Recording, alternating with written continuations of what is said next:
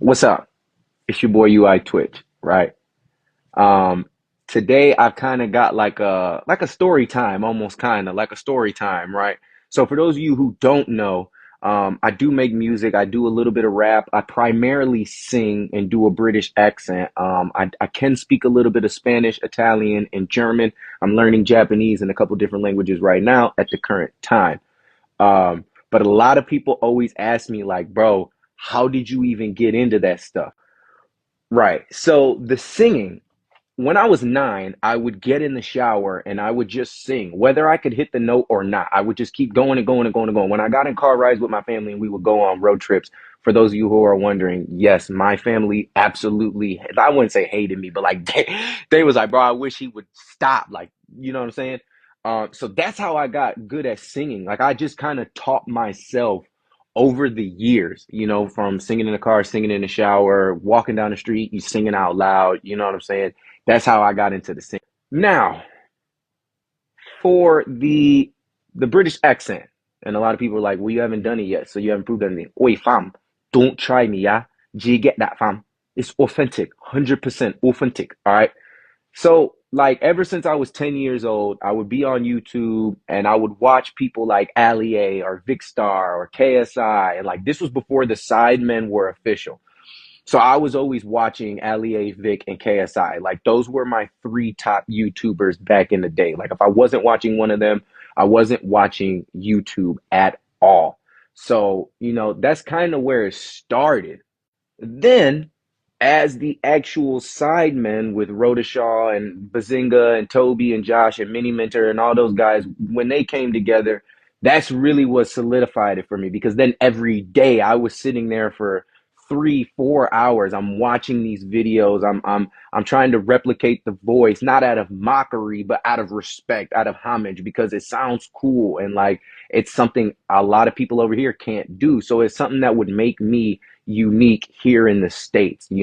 As long as I'm paying my homage and being respectful to them and giving them their credit, it's something that makes me unique here. And it was just, I related to those guys so much. I loved video games growing up. They loved video games growing up. I loved hanging with friends. They loved hanging with friends. So it was just kind of like that. And that's really what started the British accent for me. You know what I'm saying? The biggest one that people always ask me about is the international languages. Why and how and like how did like okay, so I really have to kind of give my dad the credit for this, right? I know that sounds weird, but I kind of have to give my dad the credit for this.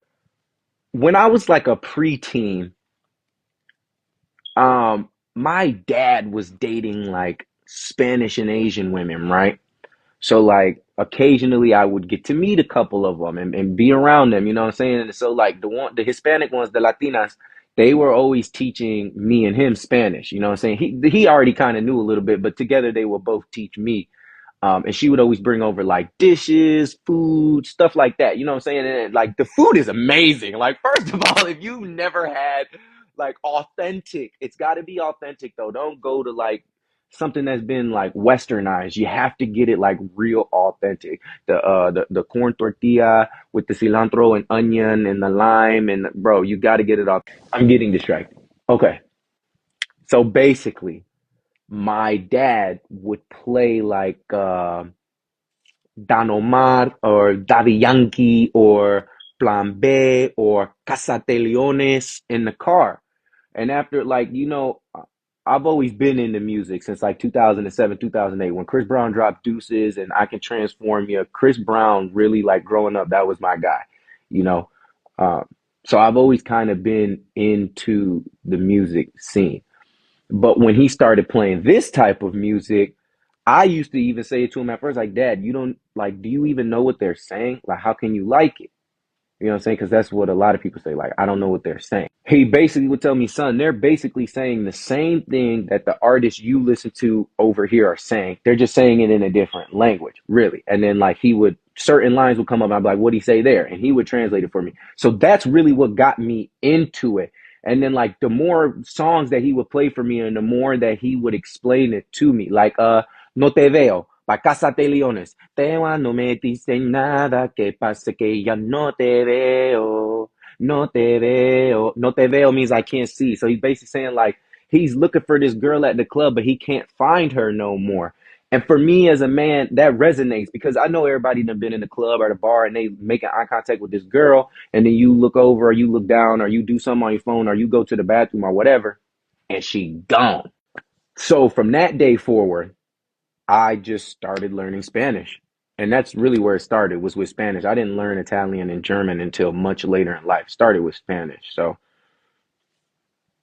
that is the story time about how I did all of this stuff and where it came from. And it's just always been a part of my life. And it's something that I really appreciate. So I decided when I started making music, originally I was rapping. I wasn't the greatest at it. And you know what I'm saying? I always wanted to sing, but I never felt comfortable enough around people to actually sing around them.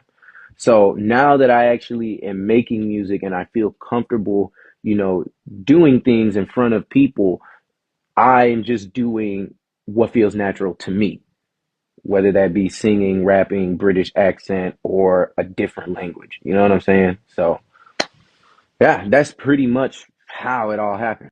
Right. Well, I appreciate everybody who stayed this long. I know we're entering 6.5 minutes and that's long, but I appreciate everybody who stayed. I got much love for everybody out there who listens to my music, who supports me, who keeps it going. I am dropping a new song soon, so keep your eyes out on that. Love you guys.